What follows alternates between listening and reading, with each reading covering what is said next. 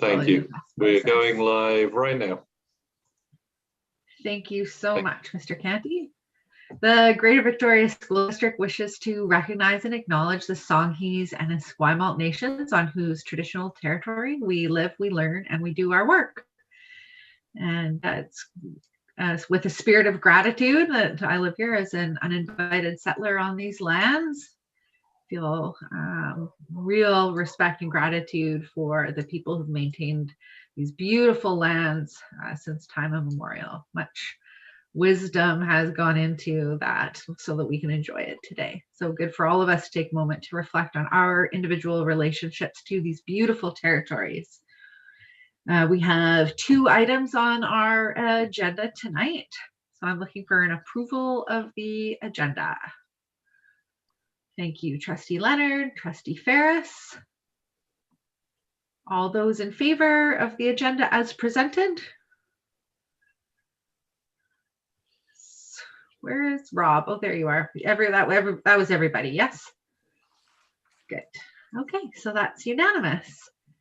So I'll pass it over to our Secretary Treasurer. Thank you, Kim. Thank you. So we're here tonight to give 3rd reading to the SRW and road frontage improvement bylaws. We gave 2 readings to this on Monday, and looking for 3rd reading this evening so that we can issue the city some comfort that those things will be done in order to secure our development variance permit and our building permit. I don't know if there are any further questions to Monday. I was just going to place it on the agenda. So moved. I'll second. Thank you very much. Is there any debate on the motion?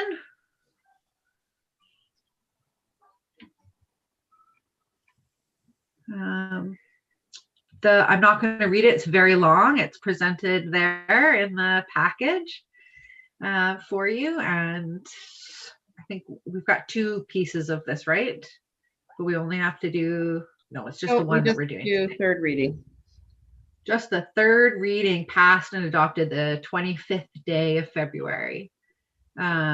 Trustee Painter, did you have a question? Comment? I wanted to renew my concerns that the only SRW that's actually laid out here is the one that is specific to our property.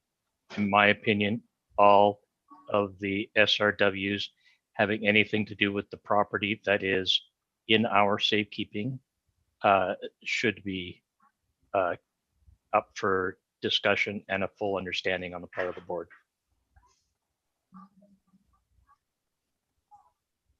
Thank you. Seeing no other speakers, I will call the question. All those in favor? All those opposed? And the motion carries. So next we are moving to item B on the agenda, which is this funding reserve policy development survey. Want me to take that one? Go ahead. Sure, please go ahead. Go ahead, Secretary Treasurer. Sorry. So this survey was received on Friday by email through BC ASBO for me. And so at Chair Soups on Tuesday night, we noted the deadline of tomorrow. And so I put a suggested response on the agenda, but it's here for discussion for the board to indicate what else it would like to add or change about the suggested response. And we can take all that feedback, put it in a list on each of these questions and submit it all. Thank you so much, Kim, for taking the time to put that all in longhand of all things. You didn't need your typewriter, I guess. Well, I would have used it, Jordan, but it was not available to print off in a good format. So I will use my typewriter next time. Thank you for referencing that. Trustee Ryan Painter. Thank you, Chair. I just wanted to acknowledge as well the appreciation of the Secretary Treasurer for filling this out. I also wanted to acknowledge, obviously I'm jumping ahead a little bit here, but question 11, what should be included, decided in a provincial level surplus policy, and what should be included and decided in a local policy. Just really appreciated the inclusion of net zero in there, and flagging that. I thought that that was an important addition, and just wanted to flag that, and thank you for putting that in there. Trustee Whitaker?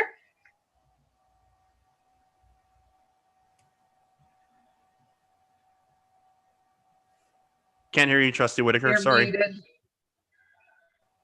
I was thinking we could do like a charity thing where we actually have quarters and donate it. Sorry, I'm only using one computer tonight, so I'm in unfamiliar surroundings. Yes, thank you very much for filling this out and for giving us the opportunity to put input onto this. I looked at question number 10. What does your school district need from government to be able to prepare a reliable multi-year financial plan?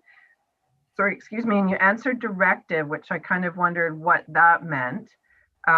Because what came to mind for me, and maybe it's just my past roles, but I thought about within a multi-year budget or for the financing is what would the check-ins be to ensure that trustees didn't get themselves or boards didn't get themselves into trouble by perhaps overspending too much at the beginning and not planning that out appropriately over 3 years. That might be a useful tool for boards of education if we were building that type of a policy that they had that check-in.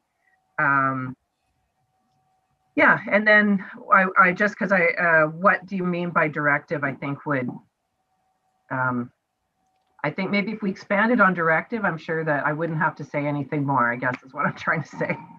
I guess, Secretary Treasurer? oh, sorry, I guess we don't necessarily do it now, so we'd have to be told to do it, was the directive. I'm not sure if that's something the board wants to pursue with or without the directive. It is good planning, so we probably should, but some policy or some guidance, I think, was the directive piece for me. But I can include monitoring / oversight if funding is provided at the beginning of the multi-year. Is that what you're concerned?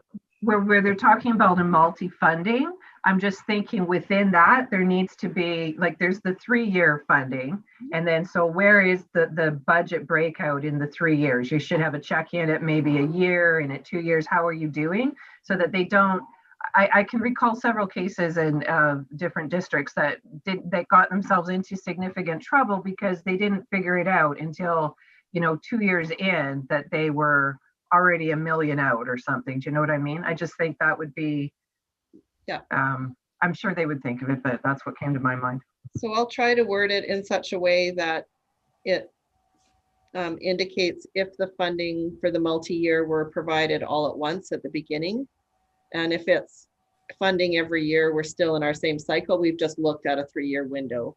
Well, yes, absolutely, because that's my dream, is that the money comes in bigger bulks and that so we can front end load programs that then become cheaper later. So yes, that's absolutely the direction I'm looking at it from. Okay, got it.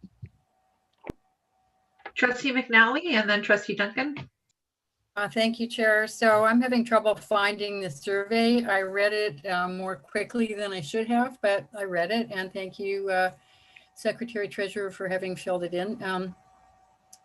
So I'm just remembering what I saw, and it was early on in the survey, and I believe it was a phrase saying funding for maximum flexibility.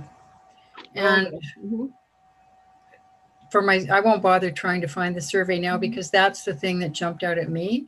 And everyone will undoubtedly have figured out that that's because of my huge apprehension about profile funding over 3 years. And so, I realize, just like we all do, that the current funding protocol doesn't answer the needs of our students and our employees, but what I've seen of profile funding in other districts really scares me in other provinces. So I'm just fearful about that phrase, Secretary Treasurer. I don't know if that brings up the same fears for anybody else or if you're all fine with that phrase. I mean, as one person, I can't ask you to change it, but if anybody else here feels the same, perhaps we might look at different phrasing. Could we add something like while maintaining accountability to something like? Could we add on to that? Like what? I'm sorry. Could we say provision of stable funding and simple allocations for maximum flexibility while maintaining accountability to students or to Can't. I mean, if I were writing it, which I'm not, because I'm not a secretary treasurer and don't have the skills, I would say without invoking profile funding and just be frank about it.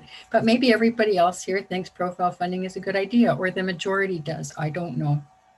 We've had discussions about it, but I don't think we've ever had, a poll about who's in favor and thinks it's a great idea and who doesn't. I don't know what quite to do, because the phrasing that you suggest, Secretary Treasurer, is one that any bureaucrat could, you know how it works. Any bureaucrat could do anything and say, yeah, we're doing accountability to students. See, look over there. And it might not be what I had in mind at all. Okay. Well, we can add it. We can just list the feedback. We don't have to, I don't know. We can list whatever anybody wants to say, I think.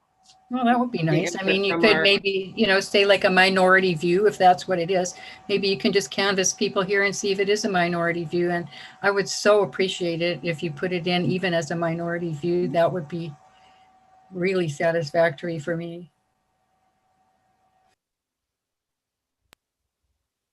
Can I just confirm, Secretary Treasurer, and I'm looking for it, this, because it's flexibility is the phrase? Yeah, so right now we have quite a bit of flexibility in the operating grant line items, but sometimes the education plan will have certain restrictions on it. Sometimes we like to be able to use the money. I guess what we're really going for here is when we get the pot of operating money as a board, that sets the budget and direction for the district, you'd like to be able to meet the needs of the most students you can with the flexibility to do so. So that's where I was kind of. Totally. What I'm trying to clarify is, do you think that like, is there a relationship to the profile funding in this? Like, can we just phrase it in a way that is sort of separate? Because I think having flexibility and having profile funding are two different things. They can be the same thing, but they're not. Mm-hmm. We don't know that. Okay. Trustee Duncan, and then I've got Rob Painter and Anne again, if you'd like. Yeah, thank you, Chair. I just wondered if we could have a little discussion about the extent to which boards are using any surplus, if you will. It's not really surplus, but any reserve in order to balance our budget every year, in order to present a balanced budget. And I'm wondering if we want to, I mean, I see we've got stable and predictable funding and so on, but I'm wondering if we want to more directly address that, that we're essentially balancing our budget on paper by holding back a certain amount of funding every year. We're not spending it in order to balance that or to reconcile that deficit every year. And I'm wondering if we want to more directly address that in our feedback. I would just caution that it's exactly as you said, Trustee Duncan, that we underspend the allocations we've given out. It's not a shortage of allocations that we've been given. So just to be very clear there. So for example, if the allocations were given that are underspent from year to year weren't given out in a given year, then we would thus save money and not need the surplus to balance. That's sort of the long view. I don't know if that makes sense to you, but so for example, if I have a budget of $1 million, which I don't, if I had a budget of $1 million and I consistently have $200,000 left over a 4-year average, it's clear to me I only need $800,000 in my budget. and therefore we balance the future years, the next year's budget with surplus because we have a rollover budget that continues to consider those accounts that have underspend and carry forward at the end of each year. I don't know if that makes sense. Well, it makes sense in theory. I guess in practice, given that maybe this is going to lead to a different conversation, but the way that I look at it is that when there's a lack of spending in areas where we are seeing continued calls for more spending, then it's a judgment that we're making as a district about whether we spend that money or whether we reserve it and apply it to next year or the year after. And in our case, we're doing that in order to balance the budgets and cover a deficit, right? So I guess from my perspective, although I appreciate your point, I see them as directly related to the conversation that we're having and the survey feedback. How we put that, how we phrase that, I don't know, but it seems to me that it needs to be addressed because I think there's pressures on districts to hold back in order to address structural deficits that have built up over time. And, you know, in particular, because of increasing costs, you know, depreciating assets and so on. And yeah, I'd like to see us somehow feed that back. Do you have a sense of which on how we do that? Do you have like in the survey, is there a particular question that you're looking at? I was looking at 10 and 11, but again, it's really more of a question for the Secretary Treasurer about where it would make sense going. But if I was looking at questions 10 and 11. So maybe, so I think maybe under number 10, we could say something like consideration for needs budgeting and the use of surplus to balance the following year's budget or something like that. That would work. Thank you for the suggestion. Appreciate that. Trustee Rob Painter.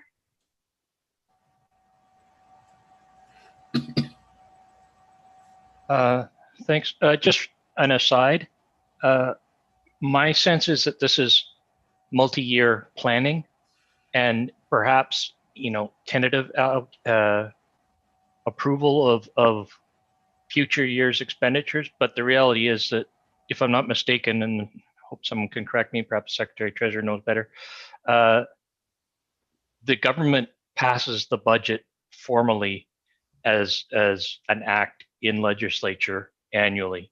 So we're not going to be in a position where we're going to get multi-year funding up front as a lump or anything like that.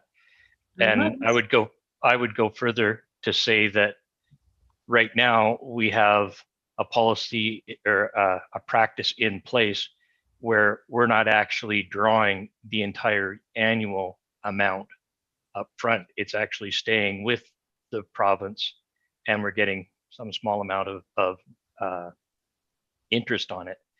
But government is always going to be paying interest on the money up front. So it makes no sense to the government to give us 3 years worth of funding up front. The best that we can hope for is to plan out 3 years ahead to get some kind of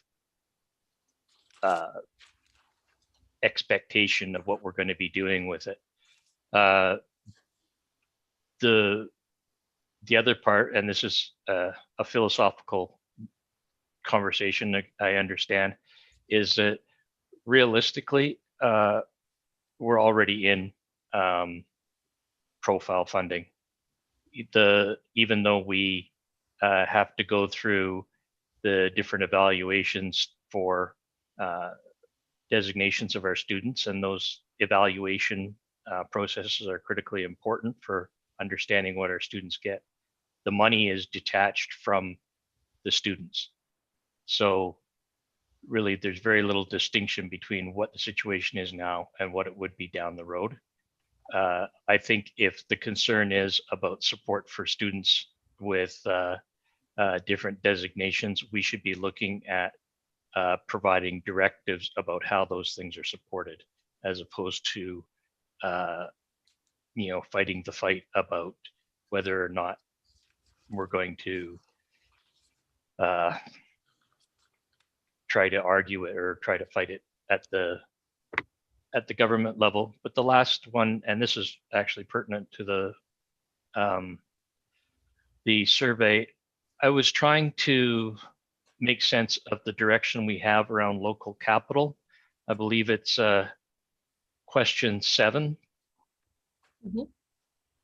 We prepare a spending plan for local capital, but I'm not sure, do we actually have any kind of a formal procedure for that? Or is that just kind of in practice, it comes up in the spring and typically we will see it in May or June? But if I understand correctly, that's after it's already been approved. And so we're just kind of signing off on what has already been planned and sorted out with the ministry. So can I take that one? Yeah. So we don't receive any funding for local capital from the ministry. These are local capital sources are either operating grants that operating budget that the board sets aside. So for example, for your technology replacement plan. Okay. And the other way that these funds are sourced are from property dispositions where up to 25% of the proceeds would go into local capital and the other 75 into shareable capital restricted. So even though we don't receive funding from the ministry for it, we are required to budget our local capital.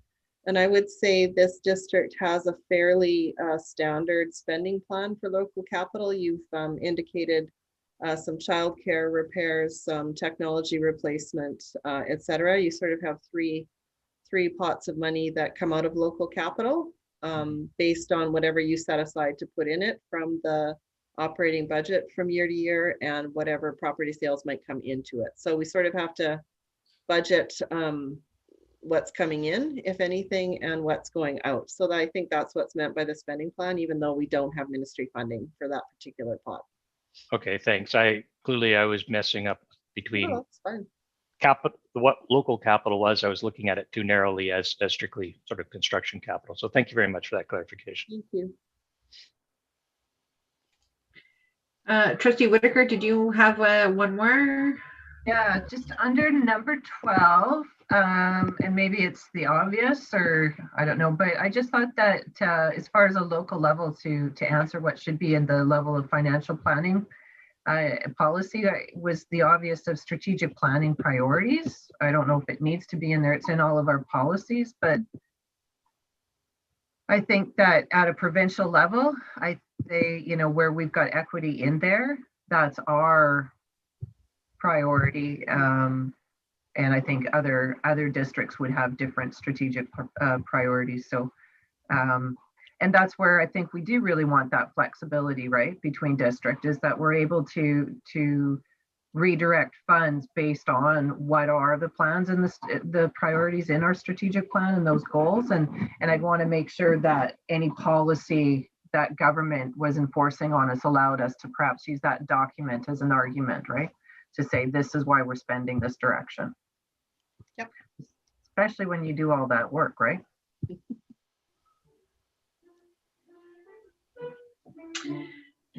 Excellent. Seeing no more feedback, I think we're good to go. Did you folks want a motion to move forward, or are we comfortable just with Trustee Painter? You had your hand up. I'm comfortable moving forward. Unrelated, I was going to ask about whether the Bcpc survey had been located. I have no update on the Bcpc survey. Okay, then I think we'll just leave it at that. And Kim, thank you so much for taking on inputting the survey and sending that off. And we'll look forward to seeing what comes back in terms of feedback from other districts across the province. So I'm just looking for a motion to adjourn. Thanks, Elaine and Ryan. Good night, everybody. We'll see you on Monday. Have a good weekend.